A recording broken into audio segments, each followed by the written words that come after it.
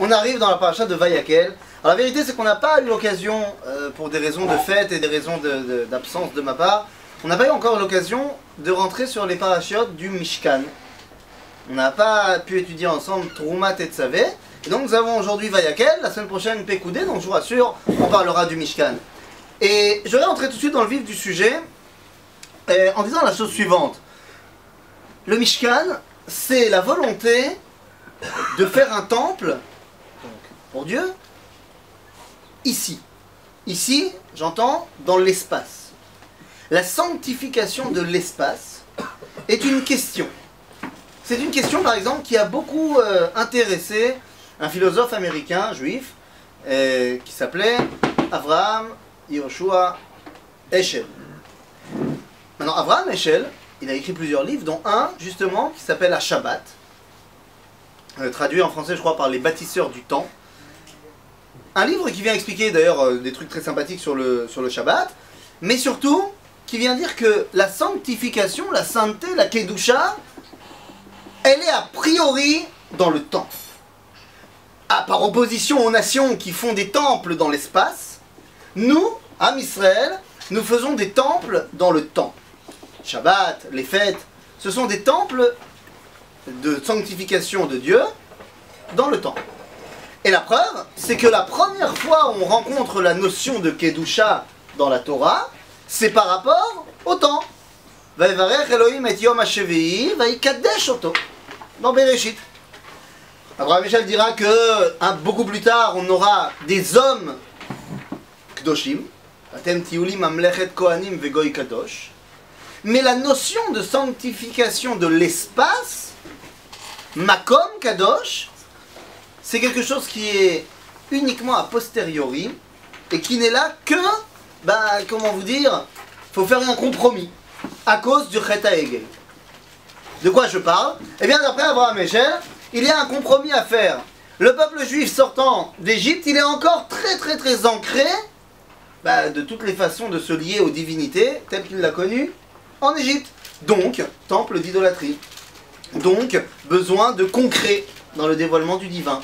Et donc, Abraham Heschel suit l'enseignement de Rashi en disant que En Mukdam ou Meuchar Batorah et les parachiotes de Troumat et Tzavé et a fortiori Vayakel Pekoudé arrivent après la faute du Vaudor. Alors regardez par exemple ce qu'il dit ici dans la source numéro 1. A Shabbat Einena kayemet leman yemei achulin. D'ailleurs c'est très joli ce qu'il dit. Yemei achulin kayamim leman ha-Shabbat. C'est pas pour les jours de Chol qu'est fait le Shabbat, mais c'est pour le Shabbat que sont là les jours de Chol.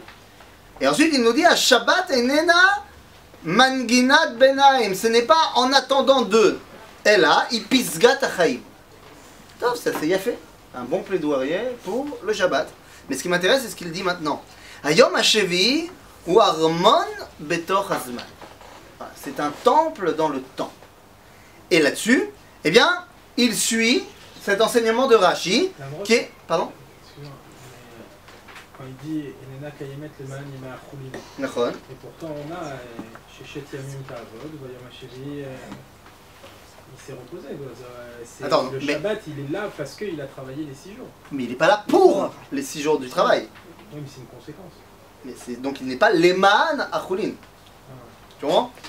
Ok.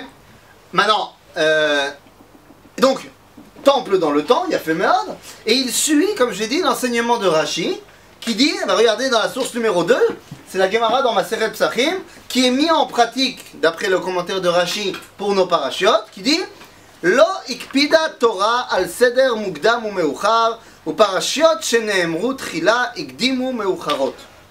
Vous connaissez ce grand principe, en mukdam u meuchar batorah, il n'y a pas de avant-après dans les parachiotes de la Torah. Des fois elles sont marquées là, mais en fait elles se sont passées après, et ainsi de suite. Bon, entre parenthèses, c'est vrai, mais il n'empêche que Akadosh Baruch Hu, il a décidé d'en marquer une avant une autre. C'est-à-dire dans le texte que nous on a reçu, c'est pas pour rien qu'il y a un ordre dans la Torah que nous on a. Donc quelque part, même si chronologiquement, physiquement, concrètement, la paracha, l'histoire de Troumat et Tzavé s'est passée après la faute du Vaudor, si la Torah le met avant, c'est qu'il y a une raison à cela. Il n'empêche qu'Abraham Heschel va suivre l'enseignement de Rashi en disant toutes ces parachutes du Mishkan sont après le veau d'or. Et donc comme elles sont après le veau d'or, eh bien elles sont là pour corriger les pulsions idolâtres qu'avaient nos ancêtres en faisant le veau d'or. Lorsqu'ils ont fait le veau d'or, ils ont prouvé qu'ils n'étaient pas capables de s'attacher à un concept moufchat, un concept abstrait. Donc il a fallu, alors on va faire une concession, on va vous donner un temple. Et donc, Mishkan. Alors, le problème c'est que, est-ce que Avraham Eshel a raison? Est-ce que la notion de Mikdash dans l'espace, de temple, de Beth Amikdash, de Mishkan, ce n'est qu'à posteriori? Est-ce que c'est vraiment vrai cette histoire? Est-ce qu'il a raison, Avraham Eshel? De tout le temps, il y a eu des endroits où ils ont fait des sacrifices. Donc ils ont sanctifié un endroit particulier. Pourquoi? Non, les Bamot, c'est pas un endroit particulier, c'est là où je suis, je fais. Oui, mais c'est un endroit à un moment donné précis. Et quand tu en repars, il n'y a plus de sainteté. Ar Sinaï, aujourd'hui tu peux aller te balader Begaf. Aramoréa, c'est resté avec la sainteté. C'est Beth Amikdash. C'est bidou de ça qu'on parle. Oui, mais toi tu me parles tu me dis de tout temps il y a eu des Bamot. Mais c'est a fortiori, parce qu'il y a Aramoréa avant le Chet HaEgel. Avec Abraham et Yitzhak. Abraham et Yitzhak, comment tu sais que. Mais il n'a pas fait de sacrifice là-bas d'Afka. Après, il a pris à la base, c'était pour Yitzhak. Ça n'a pas marché. Après, il a pris le Haïl, Besséder. Mais est-ce que la Kedusha, c'est une bonne question, est-ce que la Kedusha de Aramoria, c'est à cause d'Abraham et Yitzhak? Non, c'est Bichlam, mais c'est à fortiori. Quoi? C'est-à-dire que 6 mois après l'histoire de la Kedat Yitzhak, j'ai envie de me balader sur le Harabaït. J'ai le droit? Oui. Oui. Aujourd'hui, j'ai le droit de me balader aux endroits où j'ai pas le droit de me balader? Non, parce qu'il y a des endroits où on a le droit de se balader, mais là on n'a pas le droit de se balader. J'ai pas le droit de me balader. Donc il y a une différence entre le moment où Abraham l'a utilisé en tant que Bama et aujourd'hui. Tous les sacrifices qu'Abraham il a fait.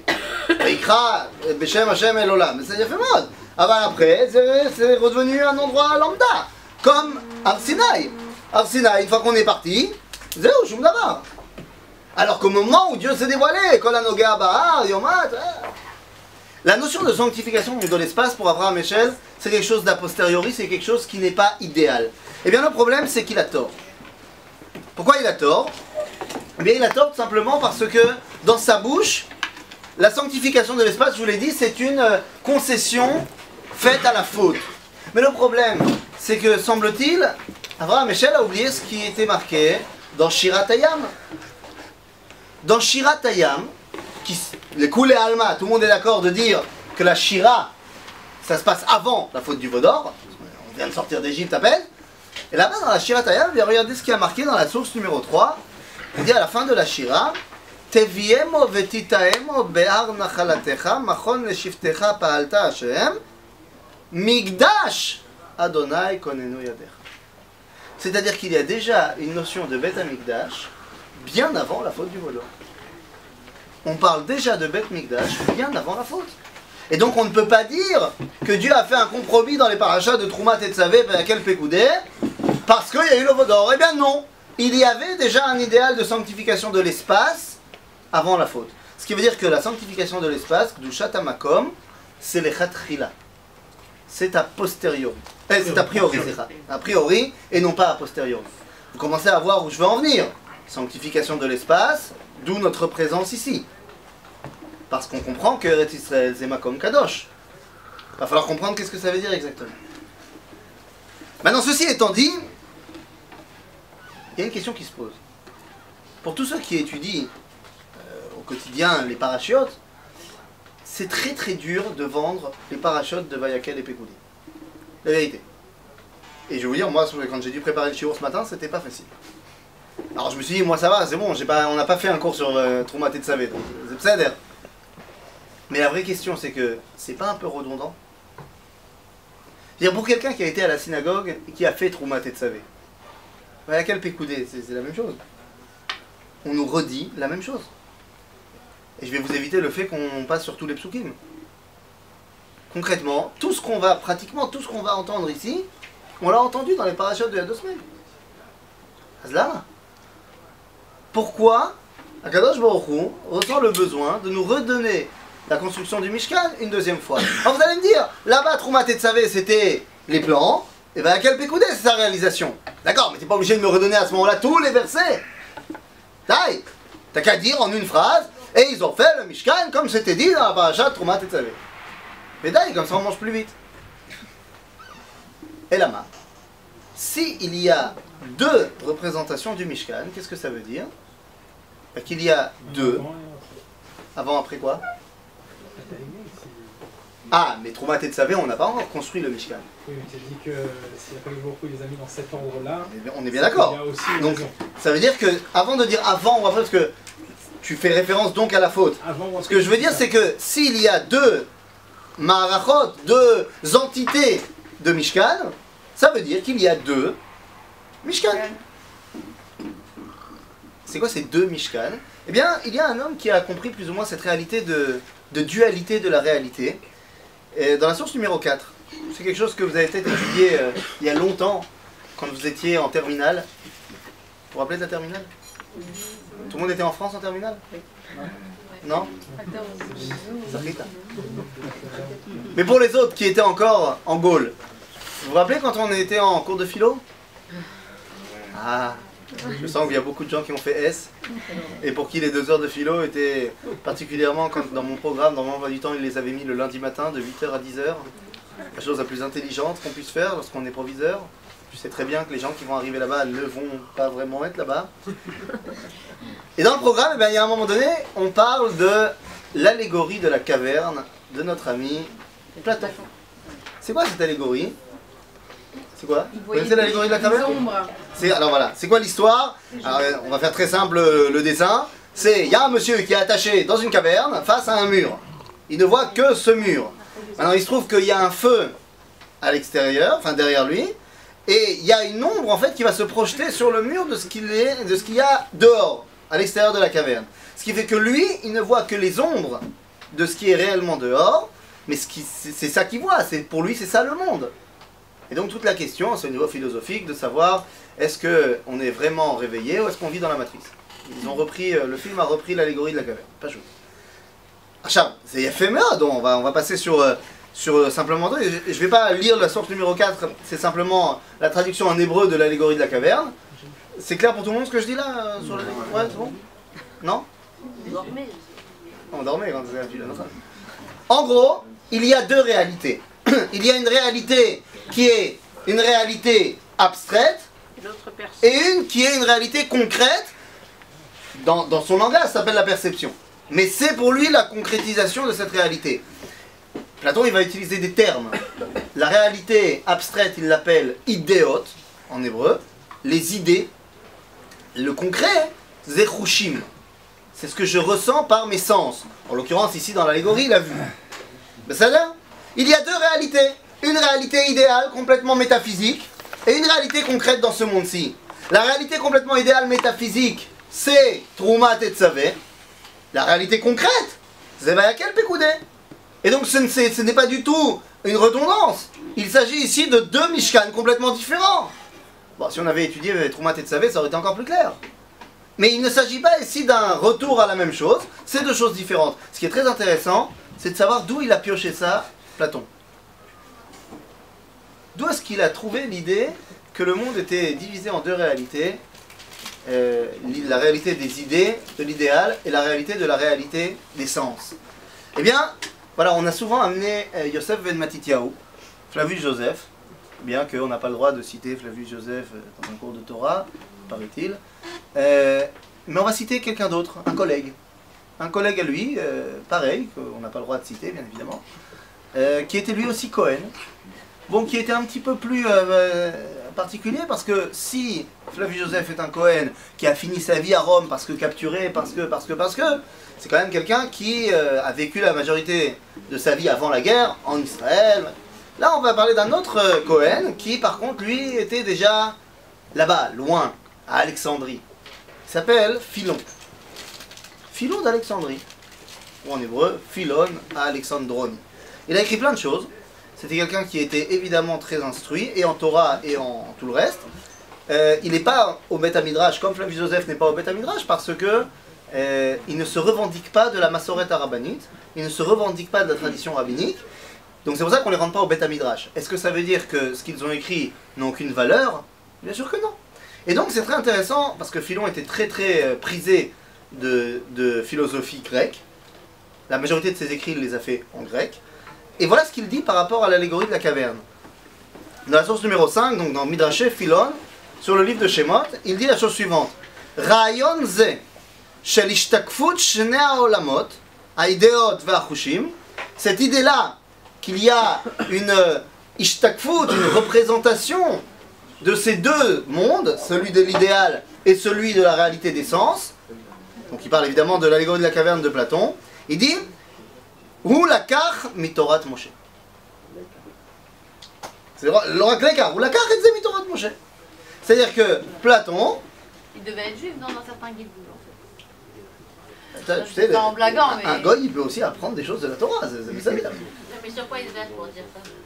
Ah, sur quoi il se base? Il t'amène certaines. Il n'a pas marqué tout son raisonnement, mais il te dit moi j'ai des connaissances que toi t'as pas. Et je te dis, il était en contact avec des juifs. D'ailleurs, ça c'est sûr. On sait qu'il était en contact avec des juifs. Il a dit ça c'est un truc qu'il a chopé de chez nous. La vérité, pas qu'on n'a pas le droit de le dire, mais il n'a pas chopé ça de chez nous. Il a chopé ça des peuples cananéens qui étaient là avant nous. Qui eux aussi, dans leur mythologie, ont des temples d'en haut et des temples d'en bas. C'est ça? Mais ça veut dire que c'est une idée qui est très présente dans la réalité. Il y a dans ce monde-ci deux façons, deux moyens de percevoir le dévoilement de Dieu dans le monde. Une façon idéale et une façon concrète. Maintenant je vais vous poser la question, laquelle est la plus importante?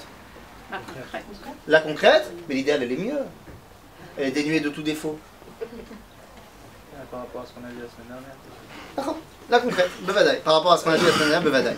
Alors, si on oui. oublie la concrète, si on fait la concrète en oubliant l'idéal, elle n'a plus aucune valeur. Si on fait la concrète en oubliant l'idéal, elle n'a plus aucune valeur. C'est intéressant ce que tu dis. Est-ce que, par exemple, l'État d'Israël n'a aucune valeur? Non, mais je pense que, ce que j'ai entendu plutôt, c'est C'est une question. Quand il dit par exemple Torah Moshe, ce que j'ai entendu aussi, c'est que le premier temple, enfin le Mishkan avant, dans Teruma était il est plutôt à l'indice Torah Moshe, c'est-à-dire Tikkun Haolam.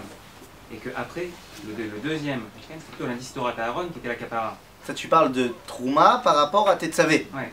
Non, par rapport à Vayakel. Non, tu parles de Trouma par rapport. Trouma, c'est une paracha moshite par excellence. Tetzavé, c'est la paracha qui va parler donc de la Kapara, des Bigdei Keuna, du Kior, qui va arriver au début de Kidissa, mais de la Ktoret, de la Kapara. Maintenant, mais là, il s'agit dans les deux cas de idéal. Par contre, il faut, et ça nous ramène au début de Sefer Shemot, que le dévoilement de Dieu passe et par Moshe et par Aaron. C'est deux façons de représenter l'idéal. Après, c'est que la Torah d'Aaron, justement, elle était contingente. C'était le Tikkun Haolam qui était l'essentiel, et la Kapara, elle était que contingente. C'est-à-dire que ça fait aussi partie de l'idéal. C'est-à-dire que l'idéal dans ce monde, c'est qu'il va falloir, on aura besoin de Kapara Tachet. Seulement, on n'en fait pas le seul idéal du monde. Parce que si on en fait le seul idéal du monde, ça devient le christianisme. Si seule la Torah de Moshe est l'idéal du monde, ça devient l'islam. Donc il faut les deux. Vous savez? Maintenant, Vayakel Pekoudé, ça va être justement comment réussir à les chaber entre les deux. Mais Kitsour, la réalité de la Kedusha, donc dans l'espace du Mishkan, non seulement elle est a priori, mais en plus elle vient donc révéler comment est-ce qu'on dévoile la Kadosh Baruch Hu depuis l'idéal jusqu'à la réalité. Zéafé Meod. Zéafé Meod avait le seul problème, c'est que quoi? C'est que le début de notre paracha, qui devrait donc nous dire ok les gars, alors on prend les marteaux et on commence à construire, et le tout début de la paracha, il nous parle d'autre chose. Semble-t-il, on ne peut pas commencer à construire le Mishkan sans parler d'autre chose. C'est quoi cette autre chose? Eh bien regardez la source numéro 6. La source numéro 6, elle nous renvoie à une autre réalité, qui est la réalité de Shabbat. Et là, on a commencé à en parler. Regardez ce que dit le texte. Vayakel Moshe et kol adat bnei Israël vayomer alehem. Il a rassemblé tout le monde pour leur dire quoi? Ele adevarim asher tziva Hashem la'asot ota. C'est quoi? C'est quoi ces fameuses choses que Dieu a demandé qu'on fasse? Sheshet yamim ta'aseh melacha ubayom hashvi'i elachem kodesh Shabbat Shabbaton la'Hashem kol ha'oseh bo melacha yumat lo ta'aviru esh bechol moshvotechem beyom ha'Shabbat. Petite introduction sur Shabbat. Première question, mais qu'est-ce que tu fais là, mon ami? Quel rapport? Pourquoi, en introduction à la construction du Mishkan, on a besoin de me parler de Shabbat? Qu'est-ce que vous en pensez? Par rapport? Dans les travaux, C'est-à-dire? aux travaux interdits qui sont... Donc tu viens et tu cites en fait Rashi. Ron, c'est ça que tu dis. Ah, Ron, tu as raison. Ah, vas-y, alors viens, on le cite. Si déjà... Donc c'est la source numéro 7. Rashi dit Ikdim lahem azarat Shabbat litzivui melechet hamishkan lomar she'eina docha et Shabbat. C'est-à-dire que tu n'as pas le droit de faire les travaux de construction du Mishkan, les travaux qu'on fait dans le Mishkan pour la construction du Mishkan pendant Shabbat. Zelo doche Shabbat.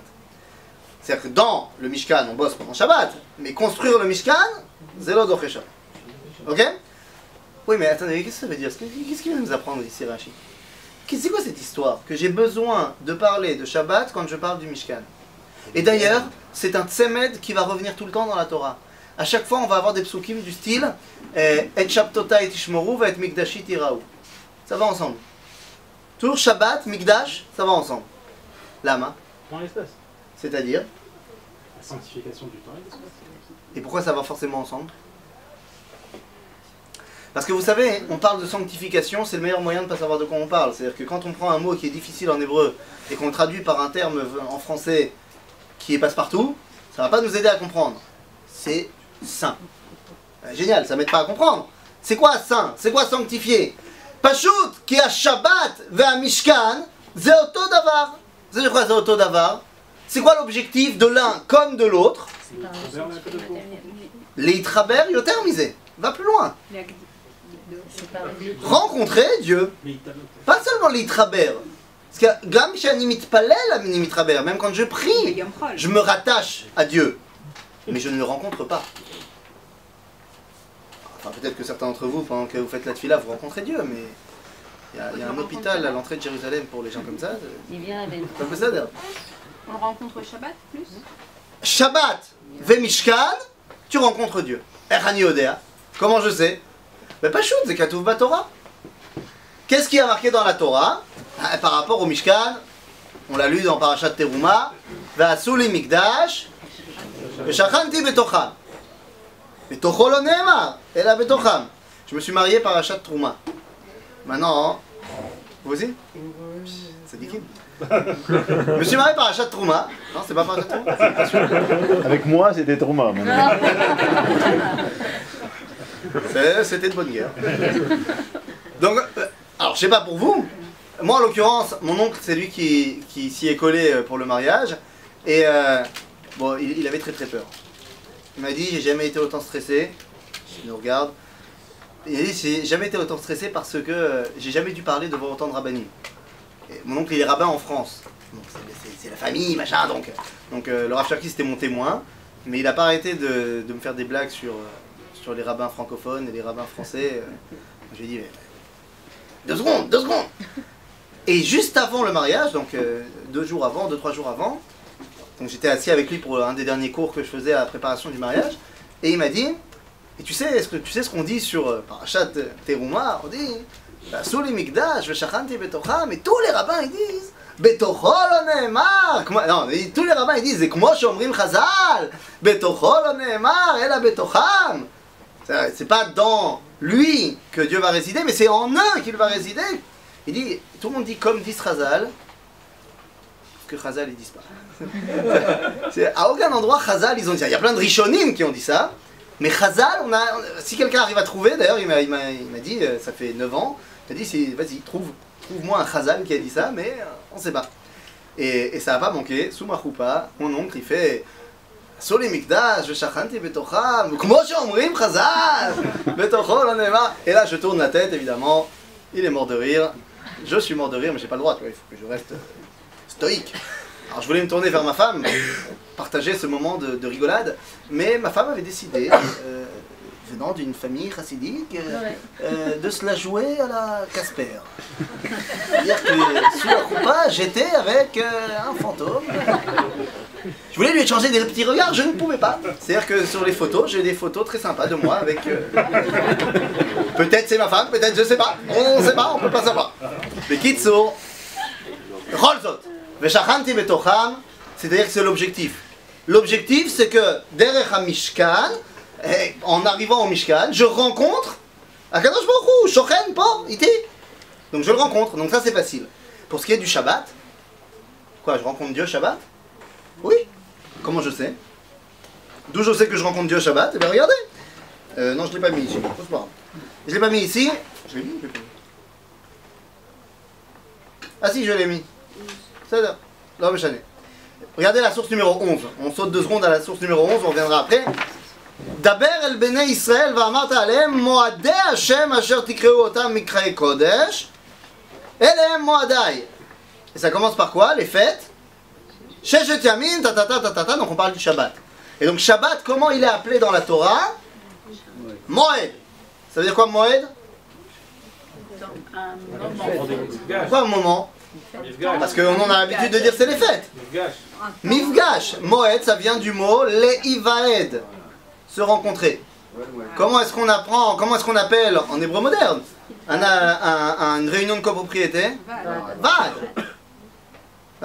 Donc Moed, c'est leivaed, se rencontrer. Donc tous les temps, Shabbat c'est le premier, c'est un temps de rencontre avec Akadosh Baruch Hu. Donc évidemment qu'on va mettre le Mishkan et Shabbat ensemble, qui zéoto davar.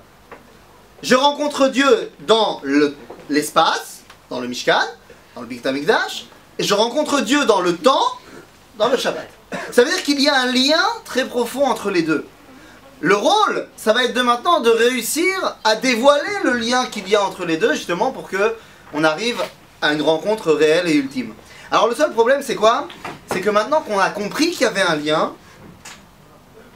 d'accord, mais il va falloir pousser un peu plus loin. Et là, je voudrais vous faire partager ce qui m'arrive maintenant depuis près de 12 ans. Près de 12 ans et demi, depuis que j'ai fait mon aléa, et que dans l'avion j'ai décidé de faire tchouva. Je viens pas d'une famille religieuse, mes parents ne sont pas shomer Shabbat. Alors quand je reviens maintenant à la maison, ils le deviennent pour 24 heures, mais à chaque fois, parce que j'ai grandi dans une famille pas religieuse mais traditionnaliste. Ce qui veut dire que j'ai toujours été à la synagogue le vendredi soir, en voiture certes, mais toujours été à la synagogue. Et ça serait pas venu à l'esprit de pas y aller. Bah maintenant, Mala Asot, mon père, quand il veut venir avec moi, il est obligé de se taper le chemin, c'est 20 minutes de marche. Bon Shel Olam. Et ça, bah alors maintenant c'est un peu moins, mais au départ, j'avais toujours le droit à la même discussion sur le chemin du retour, qui était, bon écoute, va falloir arrêter avec vos bêtises, je censure volontairement, hein.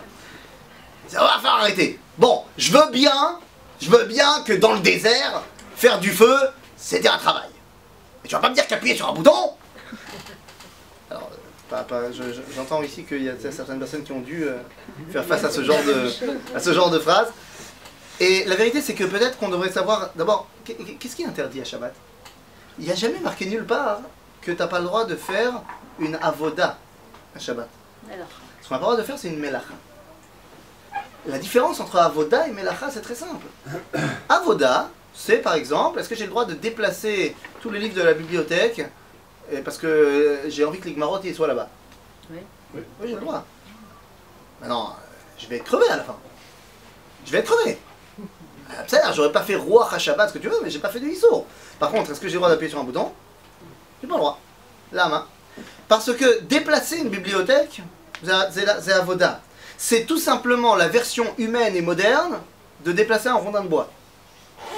Chose que les éléphants font beaucoup mieux que moi, d'après le livre d'Astérix que j'ai lu à mon fils Shabbat. Qui était Astérix chez Eraton. Aval, appuyer sur un bouton, c'est l'occasion des sipour. Nachon, aval c'est melacha. Pourquoi c'est une melacha?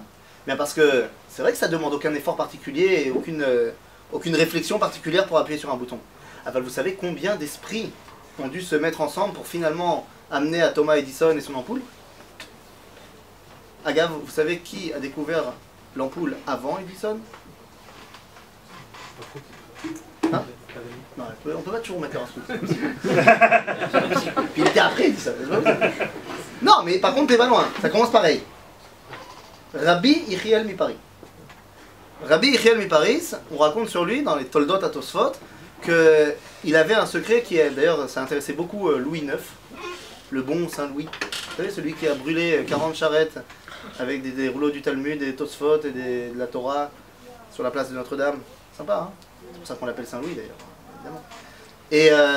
Et il a voulu savoir qu'est-ce qui se passe parce qu'on racontait sur Rabbi Yechiel Miparis qu'il avait Il y avait un truc, une lampe qui brûlait tout le temps sans combustible.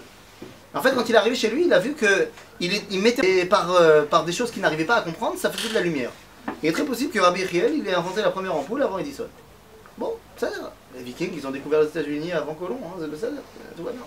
Quoi qu'il en soit, Melacha, c'est lorsqu'il y a eu une prouesse de l'homme. Et là, j'aimerais qu'on s'arrête 2 secondes sur ce sujet-là. Parce que c'est fondamental. On a vu qu'il y avait un lien entre Shabbat et Mishkan. C'est pour ça que dans les lois qui précèdent la construction du Mishkan, on me donne 3 versets sur Shabbat. Vous allez me dire, est-ce que d'après ces versets-là, je sais comment on fait Shabbat? Je relis les versets, il y a juste marqué Sheshet Yamim Ta'aseh Melacha. Ok, ça c'est bon. On va ma cheville, Yelachem Kodesh Shabbat Shabbaton Lachem Kol Haoseh Bo Melacha Yumat. Est-ce que de là j'ai appris les 39 travaux? Comme d'abord. Par contre, on m'a fait une fleur, on m'a donné un. Lota Aviru Esh Bechol Moshvotechem Beyom HaShabbat. La question elle est criante. Alors comment je sais pour les autres? Ça on a déjà répondu, c'est Torah Shebéalpé. Mais pourquoi on m'a donné celle-là? Mais c'est Bidyuk Einyan. Toutes les melachot, elles dépendent de la qualité et du savoir technologique et intellectuel de l'homme. Déplacer un rondin de bois, c'est pas un truc d'humain. L'humain, il sait... Pas pourquoi quoi? Chien. On va pas tous les faire. On va arriver à ça. Mais là, dans le Rayon, Melacha, c'est quelque chose que l'homme est arrivé à cela. Créativité. Qu'est-ce? C'est la créativité. La créativité, voilà. Le mot c'est la créativité. Merci beaucoup. La créativité. Maintenant, Avoda, c'est Stam. C'est pas un rondin de bois, c'est pas une créativité humaine. Maintenant, d'où, historiquement parlant, archéologiquement parlant, anthropologiquement parlant, d'où est arrivé le progrès intellectuel et technologique de l'homme? À partir du moment où il a reçu le feu. Il a découvert et manié le feu. Donc, c'est quoi la melacha que la Torah va utiliser en dougma? Lota aviru esh bechol moshvotechem beyom hashabbat. C'est Ainyan. C'est le klal. Après, tout le reste, zilgmor. Vas-y, va finir d'étudier. Mais bémet, la she'ela, d'ores et déjà, dans cette relation avec le feu, eh bien, déjà là, on peut comprendre qu'il y a un lien très profond avec Akadosh Baruch Hu. D'après nos amis grecs, comment les hommes ont découvert le feu? Le mythe de Prométhée. Enfin, vous connaissez le mythe de Prométhée? Prométhée, c'était un titan, il a volé le feu à Zeus, il l'a donné aux hommes, il va voy. Et donc, après, en réprimande, Zeus a chopé Prométhée, et il l'a attaché sur une des montagnes du Caucase, et il l'a condamné à ce qu'un aigle vienne lui manger le foie tous les jours, et la nuit, le foie repousse, et le lendemain, il se refait manger le foie, et ainsi de suite, jusqu'à la fin des temps. Marloquet, d'après les Grecs eux-mêmes, certains des poiskim là-bas disent que Hercule est venu et l'a délivré de ses chaînes. Marloquet. Alors, Yecholiot, si un jour vous allez en Tioul là-bas, si vous ne voyez pas Prométhée attaché, ne dites pas que la mythologie grecque c'est n'importe quoi, parce que peut-être que ça se base sur le possèque qui dit que Hercule il l'a détaché. Donc, on ne sait pas. Il n'empêche que d'après la mythologie grecque, est-ce que les dieux, ils ont envie que l'homme évolue, qu'il ait le feu? Non. Non. Makore etzlen. D'après la Torah, d'après les Midrashim, comment l'homme a découvert le feu? Il n'a jamais été triste de voir la nuit. Nachon. Qu'est-ce que tu dis? Pourquoi tu dis Boré meoré Aesh? C'est Shabbat. On dit à Midrash la chose suivante, regardez, Makor numéro 9. Kasher Adam Arishon Chata beyom shishi Nigzar ala or leiganez. La lumière qui était présente dans le monde, elle est partie en cacahuète. Aval boré haolam otir et haor ad motzei Shabbat l'chvoda shel Shabbat. כאשר שקע השמש והחל החושך לשרור בעולם ומוצאי שבת, פיתו נוער. אדם הראשון החל לפחד. מה עשה הקדוש ברוך הוא? זימן לו 2 רעפים והקישן זה לזה. Il a donné à Adam, il a dit tiens regarde, il y a 2 pierres, frotte-les ensemble. Il a donné des silex. Mais Zemon Manian, pourquoi il lui a pas donné une torche allumée? Parce que non seulement il veut que l'homme, il ait le feu, mais il veut que l'homme, il participe. C'est exactement ce qu'on a dit la semaine dernière. Il veut que l'homme, il participe au dévoilement du monde. Donc il lui dit pas, tiens, prends du feu, mais tiens, voilà comment on va faire pour sortir le feu.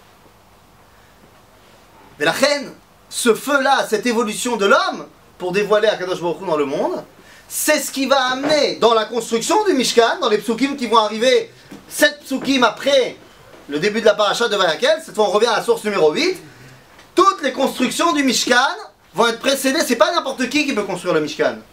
Il faut une qualité pour construire le Mishkan. C'est une qualité qui revient à chaque fois qu'on va parler de construction d'un des ustensiles concrètement. Que nous dit la Torah, Inem accord numéro 8, Vechol chacham lev bachem yavo veyasu et kol asher tziva Hashem. C'est-à-dire que chacham lev. C'est-à-dire que cette notion de développement intellectuel, c'est une condition sine qua non pour pouvoir faire résider Akadosh Baruch Hu dans le monde. Donc on commence à entrevoir ce lien qu'il y a entre le Shabbat et le Mishkan. C'est-à-dire, dans les deux cas, je veux dévoiler Akadosh Baruch Hu dans le temps, dans l'espace. Dans l'espace, dans le temps. Pour pouvoir le faire, il va falloir que j'utilise tout le potentiel qui est le mien en tant qu'être humain. Ah, ça veut dire que Akadosh me fait confiance en tant qu'être humain. Qu'en tant que tel, j'ai un rôle à jouer pour le dévoilement de Dieu dans le monde. Alors regardez, tout ça c'est bien gentil, mais le problème, c'est que ça nous amène, ok, j'ai un rôle à jouer, le j'ai un rôle à jouer pourrait nous amener à, je sais pas, une compréhension peut-être trop enfantine des choses. Hier, j'étais à un mariage, et là-bas j'ai rencontré, j'ai vu une dame qui était la femme du Rav où j'ai grandi, la femme du Rav Bamberger de Metz. Et on a discuté et bon, on s'est retrouvé à parler des gens qui malheureusement ne font pas Torah ou mitzvahs. Je reprends la citation. Et elle m'a dit, et tu sais, comme c'est marqué, cette fois c'est vraiment marqué, si seulement Am Israël faisait 2 Shabbats de suite, miyad, on verrait Mashiach Tzidkein.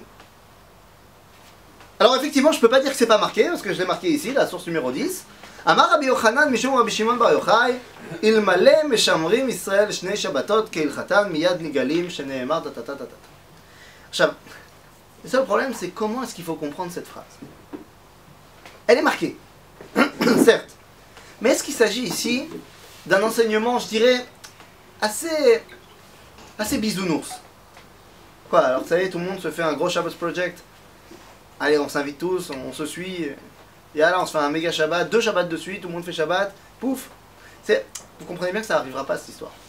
C'est-à-dire, si c'est ça l'histoire, ça ne marchera pas. Parce que En Sadik Ba'aretz Asher Yaseto Velo Yecheta, il y a forcément quelqu'un qui va faire capoter le projet. Alors c'est quoi cette histoire de si on fait 2 Shabbats, alors Miyad Ageoula? On va revenir à cette phrase-là, mais vous allez voir que c'est beaucoup plus complexe qu'il n'y paraît. On a dit qu'il faut dévoiler le lien entre le Shabbat et le Mishkan, le lien de voir comment est-ce que je peux dévoiler Akadosh Baruch Hu, le rencontrer tant ici que maintenant.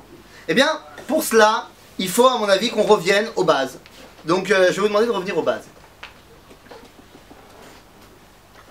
Le Mishkan, les 39 travaux du Mishkan, sont censés représenter également, en petit, en microcosme, la création du monde. De la même façon que le Shabbat vient rappeler la création du monde. D'où je sais que le Shabbat vient rappeler la création du monde. Ah, du Kiddush.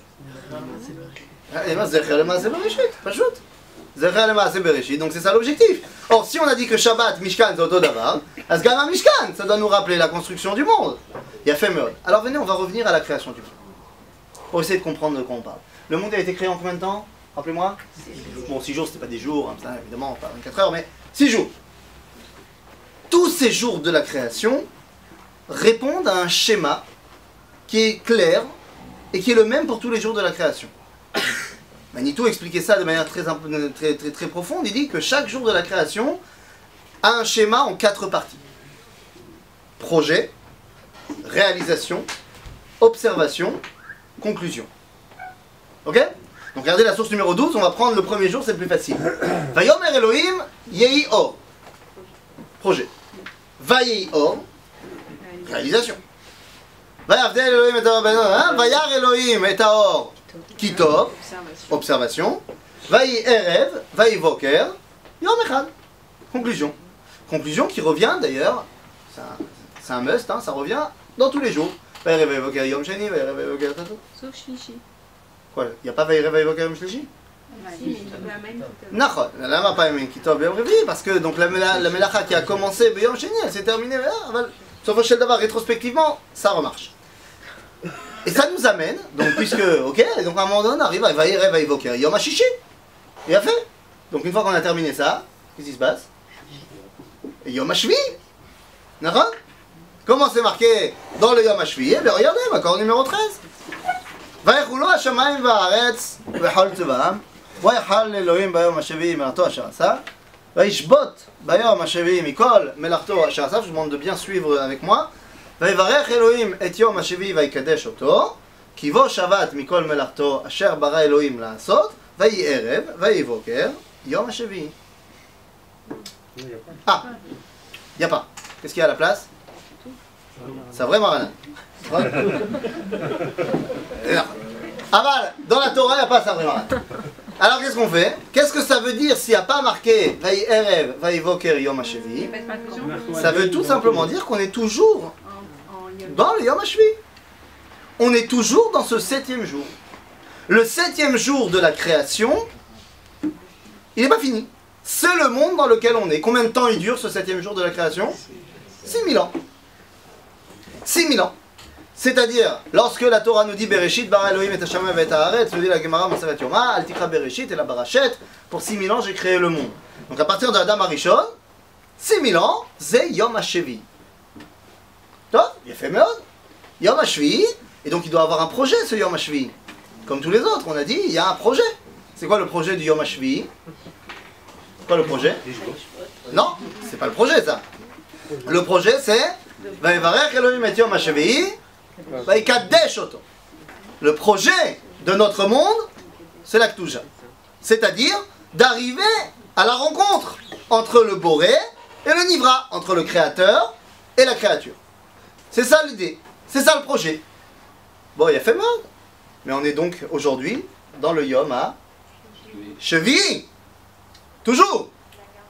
Est-ce que quelqu'un pourrait me dire ce qui va se passer à la fin du Yom HaShevi? On va rentrer dans quoi? Yom HaShmini. Quoi? Il n'y aura pas de Yom HaShmini? Si, Ramchal nous dit qu'il y aura même un Yom HaTshi'i, Yom HaAsiri. Après ça, c'est fini. Mais bon, une fois que tu es déjà dans Yom HaShmini, tu es déjà plus dans une réalité temporelle. Maintenant, d'où je sais qu'il y aura un Yom HaShmini, ça j'en suis sûr, parce qu'il a déjà commencé. Pas partout. La Torah nous dit qu'il a déjà commencé à certains endroits, très particuliers. De quoi on parle? Bien, regarde ici dans la source numéro 14. La Torah nous dit la chose suivante. Vaïhi bayom hashmini kara Moshe la'Aaron ulbanav ulziknei Israël. De quoi on parle ici? Dans le livre de Vaïkra, c'est l'inauguration du Mishkan. Donc dans le Mishkan, dans le Beth Amikdash, Vaïhi bayom hashmini. Ah, tu vas me dire, ouais, Yom hashmini c'est miyemei hamiluim. Ça fait 8 jours que les Nessim ils amènent leurs korbanot, et donc c'est le Yom hashmini des korbanot. Ken, aval rak ba'aya achat, c'est que lorsque Nachshon ben Aminadav il amène son premier korban, bah Yom HaRishon, Rashi là-bas, il dit Mazev Yom HaRishon, Rishon le Briat HaOlam. Donc Hashmini ou Gam Shmini le Briat HaOlam. Donc oui, le Yom HaShmini il a commencé. Où? Dans le Mishkan. C'est-à-dire le Mikdash, c'est une ambassade du 8e jour dans le 7e jour. C'est en d'autres termes, c'est un corps étranger dans un corps existant. Qu'est-ce qui se passe lorsque tu injectes un corps étranger dans un corps existant? Il est rejeté. Nous. C'est pour ça que le Mishkan, le Beth Amikdash, il est détruit. Parce que tant que le monde, il est encore dans l'état 7e jour, il ne peut pas supporter un Beth Amikdash du 8e jour. C'est pas shoot mort?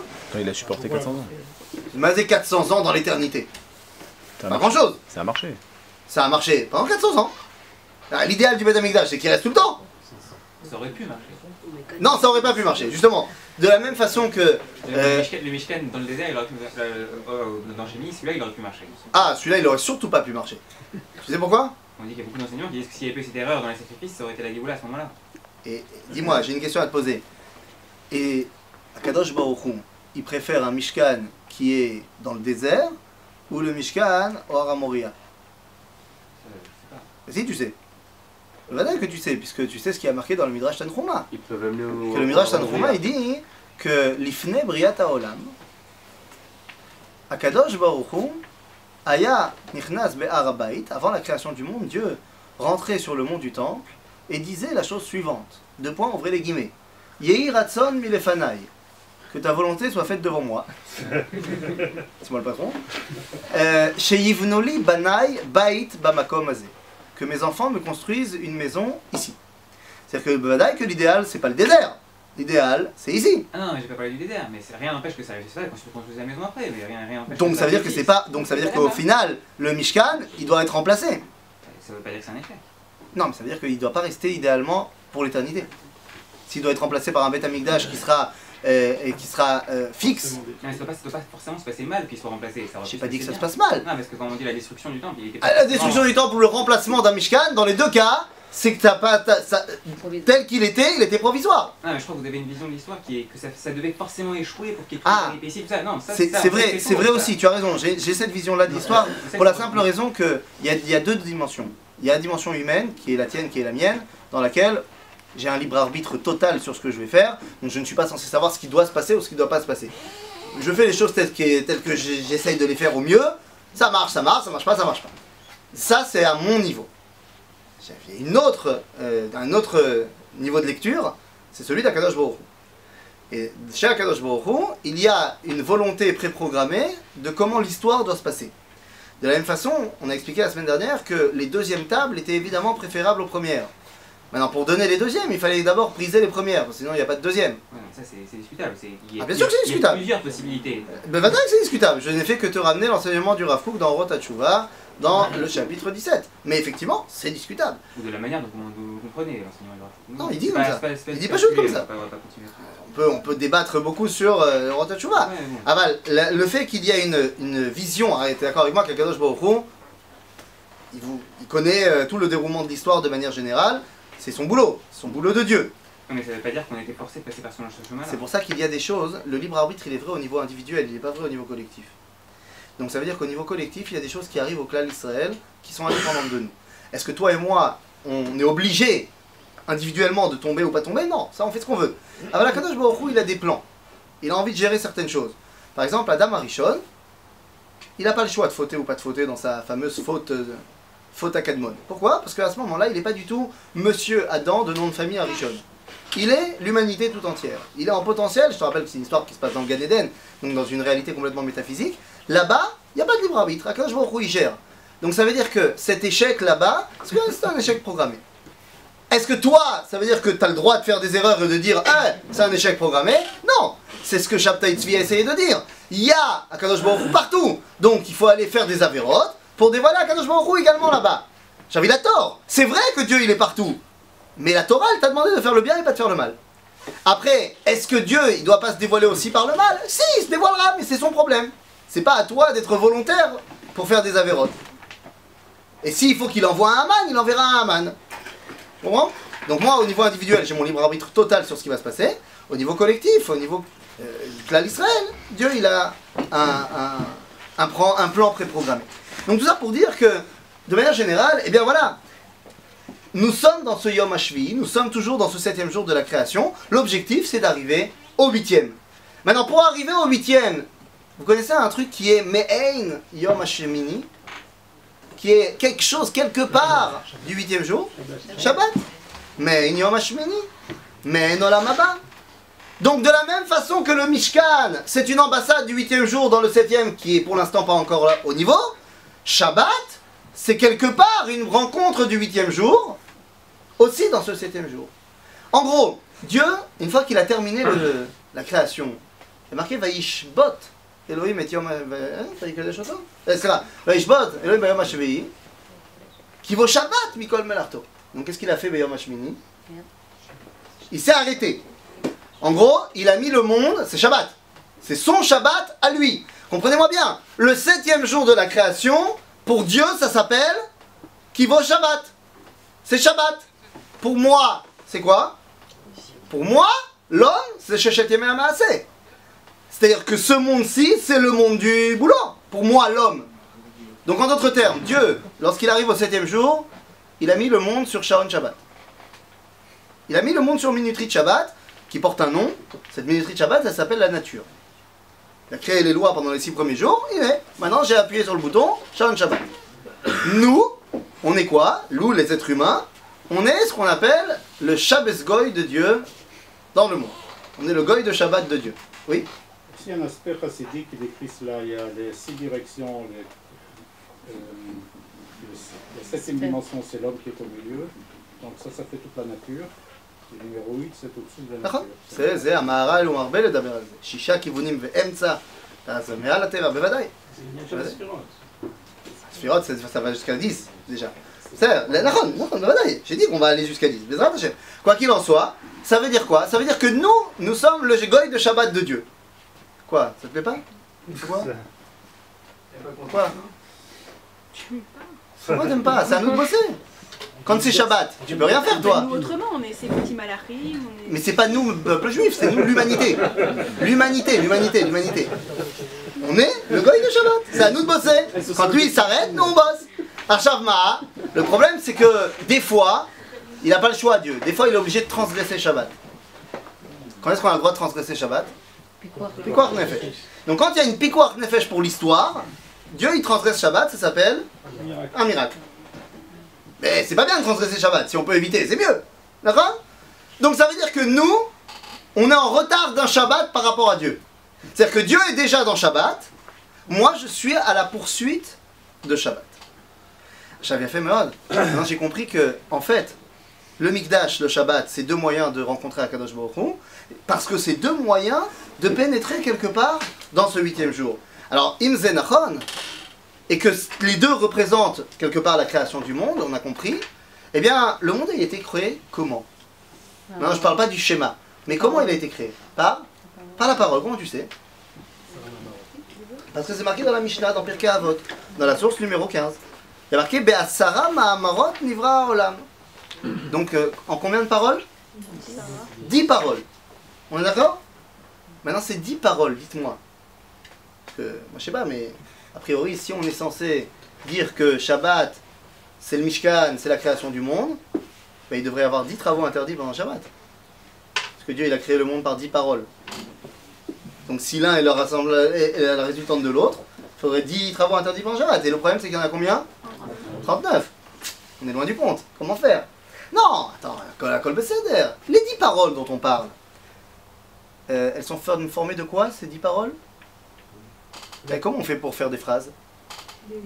On utilise des mots qui sont faits de lettres. C'est-à-dire qu'il y a une notion quantitative, c'est les 10 paroles, et il y a une notion qualitative, qui sont les lettres. Alors, combien il y a de lettres dans l'alphabet hébraïque? Dans l'alphabet hébraïque. 22. Dans l'alphabet en français, il y en a 26. Et on a fait notre alia depuis. Il y en a 22. 22 plus 10, il y a fait mode. Ah bah non, 32. Beget Kefet. Beget Kefet. Et vu que tu es très très fort en maths, Plus 7. C'est quoi Beget Kefet? donc tu dis que Beget Kefet ça fait 7. Ça fait 6. C'est un problème. C'est quoi Beget Kefet? Ben voilà, c'est quoi Beget Kefet? Tu te lances. Il y a dans l'alphabet hébraïque des lettres qui, lorsque tu leur mets un point... Non, pas les sophites. Non, les sophites c'est les mêmes. C'est-à-dire quand tu dis un pei sophite, c'est la même chose que le pei. Et là, il y a des lettres, lorsque tu leur ajoutes des points, qui changent de prononciation. Donc qui changent quelque part leur lettritude. D'accord? Et donc tu dis, d'où on sait quelles sont ces lettres, il y a un moyen mémotechnique qui s'appelle Beget Kefet. Donc le Bet, le Gimel, Dalet, et le Kaf, le Pei, et le Tav. Le Shin il est où? Il n'est pas là. Lama? Parce que c'est Khadash, le Shin veut le Sin. Maintenant, le seul problème, c'est que ton intuition était très bonne. Mais viens, on remonte à l'origine. Vous savez quel est le premier livre de grammaire qui a jamais été écrit? Dans le peuple juif, je parle. Le premier livre de grammaire juive, il a été écrit par... Ouais, pas le Béchel. Il a été écrit par Rabbeinu Saadia Gaon. Il s'appelle Sefer Agron. Bon, il était très vieux, il avait 20 ans quand il a écrit ça. Et là-dedans, il explique qu'il y a une autre lettre qui s'appelle le Reish. Et c'est vrai que dans les Mekorot les plus anciennes, c'est pas Beget Kefet qui apparaît, c'est Beget Kaporet. Le Reish aussi, quand tu lui mettais un dagesh, aujourd'hui on ne sait plus comment le prononcer, mais lui aussi il changeait de sens. Donc ça veut dire que maintenant j'arrive... Pardon? On roule le R, peut-être. Chalot que c'est ça. Donc ça veut dire qu'on a 10 paroles qui sont formées de 22 lettres qui en fait sont 29 lettres. Ah donc tout d'un coup j'arrive à 39. Akol yafé, akol sababa. Quelle est la baya chez Rabbeinu Saadia Gaon, regarde dans la source numéro 16, nous dit כי 22 האותיות של לשון הקודש יכולים להתחלק לשני קבוצות, היסודיות והנעלמות, והם 11 ו-11. מה זה היסודיות? Ce sont des lettres qu'on ne peut pas faire tomber dans aucun cas de grammaire, et il y a des lettres qui tombent dans certains cas. Le nun par exemple, des fois il tombe. Okay? Vayiten. On aurait dû dire vayinten. Mais comme ça se dit mal, alors le nun il tombe. Le aleph des fois il tombe. Il y a des lettres qui tombent jamais. Le samer il tombe pas. Donc ça veut dire que Rabbeinu Saadia Gaon nous dit il y a des lettres qui tombent pas. Yesodiot, il y en a 11. Il y a des lettres qui tombent. Donc, on est rentré dans un délire là, de lettres. Les amis, vous connaissez un petit peu les 39 travaux de Shabbat? Ben, ils sont aussi divisés en 11, 7 et 10. Comme de par hasard. C'est quoi les 11 premières? Ben, je vous l'ai marqué ici dans la source numéro 17. C'est la fameuse Mishnah dans Maseret Shabbat. La Mishnah qui nous dit quels sont les 39 travaux de Shabbat. Eh bien, vous pouvez regarder les 11 premières Melachot. Elles ont une particularité. C'est les 11 Melachot qui servent à faire quoi? À faire du pain. Les 11 suivantes, et je mets volontairement à kosher et à matir, je ne le mets pas dedans, vous allez voir pourquoi. Les 11 après, c'est les 11 travaux qui servent à faire un vêtement. Les 7 qui suivent, c'est les 7 qui servent à faire un vêtement pointé. C'est quoi les lettres à qui on met un dagesh? La dgish machou, c'est le rendre plus fort, plus chazak. Il y a le vet, il y a le bet. Et dalet, dalet. Et donc c'est... Non, Begel on a dit, c'est les 11 suivantes qui font un habit. Aval, des fois tu as besoin d'un habit plus dur, plus fort. Non mais c'est quoi comme habit à ce moment-là? Parce qu'un habit stam, un habit, ça s'appelle un habit de tissu. C'est quoi des fois que j'ai besoin comme habit plus fort? Des chaussures qui sont faites en cuir. Les 7 melachot qui suivent, c'est les 7 melachot pour faire un habit de cuir. Et il nous en reste 10 qui servent tout simplement à quoi? Faire une maison. Non, pas à faire une maison, pas que à faire une maison, non, mais tout simplement qui viennent dévoiler tous les dévoilements de Dieu dans tous les niveaux du monde. Il y a 4 éléments dans le monde, l'air, le feu, l'eau, la terre. Il s'agit de ces 4-là qui sont à chaque fois le plus et le moins. Par exemple, je donne un exemple, on ne va pas tous les faire, mais par exemple, Akotev va Mochek. C'est par rapport à quoi? Avec quoi on écrit? Avec de l'encre. C'est par rapport à Yesod Amaim. C'est Abonné va Soter. Yesod Adama. Afa. A Mavir va Mechabe. Vadaï. Va Kosher va Matir. Vous avez déjà essayé de faire un nœud dans l'espace? Non, j'imagine que non. Moi non plus. Mais il paraît que c'est pas possible. Parce que pour que le nœud y tienne, il faut qu'il y ait de la pression atmosphérique. Il faut qu'il y ait de l'air. Sinon, ça ne peut pas tenir. Donc il semblerait qu'à Kosher va Matir, ça marche avec l'air. Et c'est quoi le dernier dont on n'a pas parlé, que tu as dit tout à l'heure? Otsa vemake bepatish. Otsa vemake bepatish, c'est quoi? C'est la base de toutes les melachot Shabbat. Ben oui, c'est quoi make bepatish? C'est-à-dire, avant que tu sois make bepatish, ton cli il existe ou il n'existe pas? Il n'existe pas. Non, il n'existe pas. Imagine, j'ai un morceau d'aluminium stam. Pour l'instant, il n'est rien du tout. C'est un stam, un morceau d'aluminium. Je l'ai frotté un peu, il devient brillant, ça devient un miroir. Boum, j'ai un miroir dans les mains. Avant, c'était pas un miroir. C'est maké bepatish.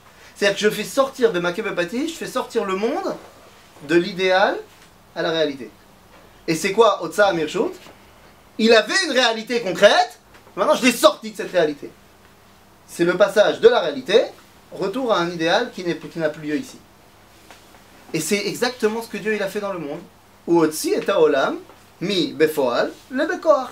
Il a sorti le monde d'une réalité complètement idéale, Gan Eden, métaphysique, à un monde qui est concret. Otsa Amirshut, l'Irshut. Pourquoi Reshut Arabim, il y a peu de réalité? Ah, il a fait. Parce que lorsque je sors quelque chose du Reshut Hayachid Sheli, je le sors du Reshut Arabim, c'est plus à moi. C'est Reshut Arabim. C'est Kvarlo Sheli, Shel Haolam Sheli. D'ailleurs, ta question, c'est exactement la question qui a été posée par ce mine. Cet homme qui était parti en cacahuète, il a posé à Rabbi Abaou. Il a dit, alors, comment c'est possible si tu dis que Dieu il fait Shabbat? Comment c'est possible qu'il fait tomber la pluie? Arrête, c'est Otsa, Mirshut, Lershut. Et Rabbi Abaou lui a répondu, Lo, ki kol haolam, ze reshuto, shel yechido, shel olam. C'est donc, pour moi, quand je sors quelque chose, je le sors de ma réalité. Enfin, tout ça pour dire quoi? Tout ça pour dire, les amis, que les 39 travaux de Shabbat sont évidemment les 39 travaux qui me permettent à moi, l'homme, d'avoir une réalité dans le monde. D'ailleurs, d'où je sais que c'est 11 travaux qui servent à faire du pain, 11 travaux qui servent à faire un vêtement, 7 travaux qui servent à faire un vêtement de cuir, c'est la base de l'identité humaine. Et bien, c'est simplement Yaakov qui le dit. Regardez ce que dit Yaakov Avinu dans le Makor numéro 18. Vayidar Yaakov neder lemor, im yeh Elohim imadi, ushmarani baderech hazeh asher anochi olech, venatan li lechem leechol ubeged ilbush. C'est la base. C'est la base de ma possibilité à moi, humain, de réaliser quelque chose dans le monde. C'est-à-dire lechem leechol ubeged ilbush. Quoi en premier? Lechem. Donc les premiers travaux, c'est lechem. Ensuite, beged ilbush. Maintenant, tout ça veut dire que moi, être humain dans ce monde, si je veux pouvoir arriver à dévoiler Akadosh Baruch Hu dans le Mikdash, il faut d'abord que je passe par un dévoilement d'Akadosh Baruch Hu dans le temps. C'est pour ça que les deux sont liés. Maintenant, ça veut dire quoi? Réussir donc à dévoiler Akadosh Baruch Hu dans le temps. Maintenant, on a compris. Et donc, il ne nous reste plus qu'à dire la chose suivante. Dévoiler Akadosh Baruch Hu dans le temps et lui faire donc un Mikdash. Puisque ça doit être relié, maintenant je commence à comprendre ce que la Gemara nous a dit. Dès qu'on fera Shte Shabbatot, on sera miyad begeoula. Il ne s'agit pas de concrètement faire un grand Shabbat, on s'invite tous. Il s'agit que dès qu'on aura rattrapé le retard d'un Shabbat qu'on a, c'est-à-dire lorsqu'on aura fait passer ce monde-ci à Yom HaShmini, alors on fera Shte Shabbatot, c'est-à-dire notre Shabbat, et on aura rattrapé également le Shabbat de Dieu. Asma, c'est à ce moment-là, miyad nigalim. Mais c'est quand que commence le Shabbat? À la fin du Yom HaShvi. On a dit le monde, il est prévu pour combien de temps? 6000 ans, on a dit, la Gemara dit. Aval, le Zohar, c'est faire un Zohar dans Parashat Vayakel ici, il nous dit quelque chose d'extraordinaire. Le titre du cours, c'est de la guerre des 6 jours à la guerre des 6 jours. Vous avez compris que la première guerre des 6 jours, c'est les 6 jours de la création. Et c'est quoi la deuxième guerre des 6 jours? Le Zohar, il dit quelque chose d'extraordinaire. À partir de quand? Vous savez que dans la halakha, on a le droit de faire rentrer Shabbat plus tôt. Mais pas trop tôt. Comment ça s'appelle de faire rentrer Shabbat plus tôt? C'est Tosefet Shabbat. C'est je rajoute. Mais jusque... je peux pas faire rentrer Shabbat vendredi matin. Mais au niveau de l'histoire, combien de temps maximum on a le droit de faire rentrer Shabbat plus tôt? Avant la fin du 6e millénaire. Avant Aelef Hashishi. Nous dit le Zohar, 300. Moi j'aime bien 300, je me lâche. Mais non, mais c'est maintenant. Et pourquoi 300? D'où t'as sorti 300? On est à 5700 et quelques. Mais pourquoi tu m'as sorti 300? Ah, tu dis que c'est maintenant. Donc tu dis, ça tombe bien, écoute, 300, pourquoi pas? Ça pourrait marcher. Ça pourrait marcher, mais viens, il nous faut quelque chose de plus tsari.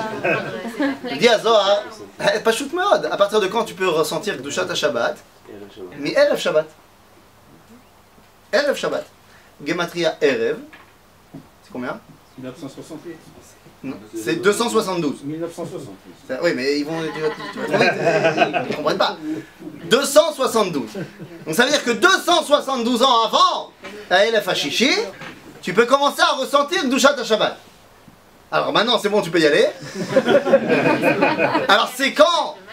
On peut faire Erev Shabbat le matin, il y a des Zmanim où on peut recevoir Shabbat plus tôt. C'est pas Erev Shabbat toute la journée. J'ai pas compris. On peut pas recevoir Shabbat, Erev Shabbat à partir du matin ou de... D'accord, c'est ce qu'on a dit. Donc il y a un temps de Tosefet Shabbat. Ouais. De la même façon que... On prend la gematria de Erev et on regarde pas le temps. Non, alors encore une fois, de la même façon que moi, au niveau concret de mon Shabbat de vendredi, je peux pas faire rentrer Shabbat vendredi matin. Il y a un temps. Pareil pour l'histoire. Je peux pas dire que Kedushat HaShabbat, je le ressens n'importe quand dans l'histoire. Il y a aussi un temps minimum à partir duquel tu peux commencer. Il dit le Zohar, c'est quoi ce temps minimum? C'est que Minyan Erev Shabbat. Et donc le Minyan Erev Shabbat c'est 272. Donc 6000 moins 272, eh bien ça nous amène à une année très intéressante. C'est Tash Kach. C'est-à-dire les Minyanam 1968. C'est-à-dire que à partir du moment où il y a eu 1967, en d'autres termes, à la fin de l'année 1967, il y a eu la guerre des 6 jours, nous dit Sefer HaZohar, à partir du moment où il y a eu la guerre des 6 jours, la première guerre des 6 jours a été gagnée. C'est-à-dire à partir du moment où il y a eu la guerre des 6 jours, où Am Israël a commencé à reconstruire son Beth Amikdash dans l'espace, en d'autres termes, il a dit Har Habayit Beyadenu, il a dit le mont du temple est entre nos mains, c'est-à-dire il a dit ça y est, j'ai reposé mon pied Bemkom Amikdash, à l'endroit du Beth Amikdash. Ah, alors à ce moment-là, te dit le Zohar, Iné, Kdushat HaShabbat, ça commence. T'es pas encore rentré mamash dans Shabbat. Ah bah tu peux commencer à ressentir Kdushat HaShabbat puisque t'as commencé à retrouver, à rattraper le retard que t'avais par rapport à Kadosh Baruch Hu. Tu ne te contentes plus maintenant seulement d'un Yom HaShmini dans le temps, mais tu commences à retrouver ce Yom HaShmini dans l'espace. Et on terminera simplement en disant la chose suivante, Rabotai. On a commencé, Milchemet Sheshet Hayamim, She'ela. Là, c'est une svara. C'est-à-dire, je vous donne une svara. Je vous donne un makor après, mais une svara. Pourquoi on n'a pas réussi concrètement? C'est comme ça que moi je le ressens. Pourquoi on n'a pas réussi à prendre Jérusalem en 48? Ah, ne me dites pas parce que Ben Gurion il n'en voulait pas. C'est l'honneur. Et là, ma svara. Hein? On était encore en train de se doucher. On était dans la douche encore. Ok, maintenant concrètement, sur le terrain, il y avait la guerre. Pourquoi on n'a pas réussi à gagner Jérusalem? Et qu'à la fin de la guerre, on s'est retrouvé avec une moitié de Jéru. Masvara, c'est pas shoot. C'est qu'en 48, il y avait le Hetzel, il y avait le Lehi, il y avait la Haganah. Les trois, ils ont fait des tentatives pour prendre Jérusalem. Les trois, ça a raté. C'est-à-dire qu'il y avait des pilougim énormes dans le clan d'Israël à ce moment-là. Tant que t'as pas Tzahal, t'as pas une armée qui représente le clan d'Israël, tu peux pas avoir Jérusalem. Velachen, pourquoi je vous dis que c'est Masvara? Simplement parce que dans la paracha de cette semaine, maintenant qu'on a compris tout ça, on a compris, il faut simplement mettre le doigt sur la condition sine qua non pour pouvoir faire le lien entre Shabbat Bamakom et Shabbat Bazman. Ce lien, il apparaît au milieu de la paracha quand on commence à construire concrètement. On nous dit, c'est qui les constructeurs en chef, les patrons de la construction? Betzalel, Betzalel, Ben Uri, Ben Hur, les Maté, Yehuda. Ve'aoliav, Ben Achisamach. Pourquoi il faut ces deux-là? Nous dit Rashi, c'est notre dernière source ici dans la source numéro 20. Aoliav, Ben Achisamach, les Maté Dan. Nous dit Rashi, Mishevet Dan, Mina Yerudim, Shebashvatim, Mibne Ashfachot. Ve'oshivu, Amakom, le Betzalel, le Melechet HaMishkan. C'est-à-dire que pour pouvoir faire le Mishkan, faire donc l'osmose de dévoilement de Dieu dans le temps, dans l'espace, tu as besoin de Yehuda et de l'autre côté de Dan. Entre autres termes, tu as besoin aussi de tous ceux qui sont au milieu. Mais on t'a pris les deux Ktsavot, d'ailleurs qui sont aussi les deux Ktsavot au niveau géographique. Je rappelle que le Shevet Yehuda, il sera au sud. Shevet Dan, même si c'est pas ce que Moshe lui a dit, il va se retrouver Batsafon. Shevet Yehuda, c'est quoi son symbole? Comment vous savez? C'est marqué, Gourav Yehuda. Et Shevet Dan? Ah, vous allez me dire serpent, là, ma. Parce que c'est ce que Yaakov il dit. Qu'est-ce que Moshe il dit? Dan Gourav. C'est-à-dire que Dan lui aussi, c'est ce lion qui va dévoiler l'intégrité de Jérusalem. Il nous faut et Betzalel, et Aholiav, et tout ce qu'il y a au milieu pour pouvoir réussir à dévoiler Shabbat Bazman et Shabbat Bamakom. Entre la guerre des 6 jours de la création et la guerre des 6 jours qu'on a vécue il y a quelque temps, eh bien, on est de plus en plus proche de pouvoir arriver à un moment où il y aura marqué dans la Torah, il y aura marqué dans la Torah à un moment donné, Vayar Elohim Kitov, Vayi Erev, Vayivoker Yom HaShevi. Et à ce moment-là, on pourra tous passer pour une grosse Keila, Yom HaShevi. Ce sera une Keila où il y aura aussi du Tchoulant, il y aura aussi de la Fina, il y aura tout ce que vous voulez. Vaïka, comme disait le rabbi de Kolz, Yosif Dat, Yosif Machov, רק שיוסיף. אז רק שיוסיף שבעזרת השם נגיע לזה כמה שיותר מהר.